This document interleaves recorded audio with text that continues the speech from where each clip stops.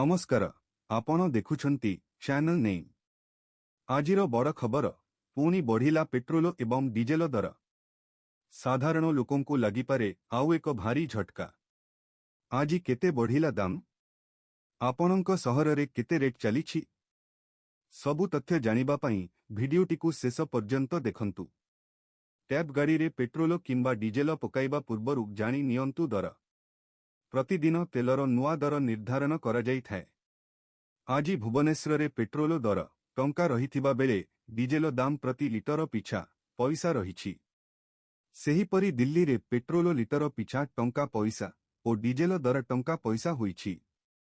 मुंबई रे petrol litre पिछा टंका पैसा होइथिबा बेले डीजेल लिटर पिछा टंका रहिछि।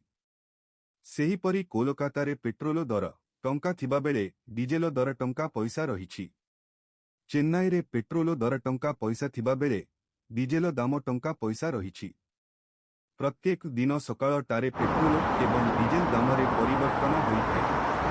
पेट्रोल एवं डीजेल मूल्य रे एक्साइज ड्यूटी, डीलर कमिशन एवं अन्यान्य जिनिस जोड़िबा परे एहार मूल्य प्राय द्विगुणित हुए।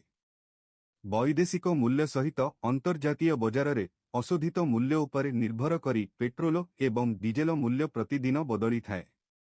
एही दर वृद्धि पछरे अंतर्जातीय बजार रे क्रूड ऑयल दर बढ़िबाकू मुख्य कारण बोली कुहा जाउछि।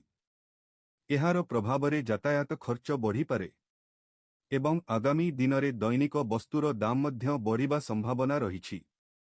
साधारण लोकमाने एही दर वृद्धि को नेई चिंतित हेउछंती। सोशल मीडिया रे मध्य एहाकू नेई विभिन्न प्रतिक्रिया देखिबाकू मिलुछि। एहीपरि आजिर पेट्रोल एवं डीजेल दर संबंधित पूरा अपडेट। आपणंक मत कौन? कमेंट रे निश्चय जनांतु।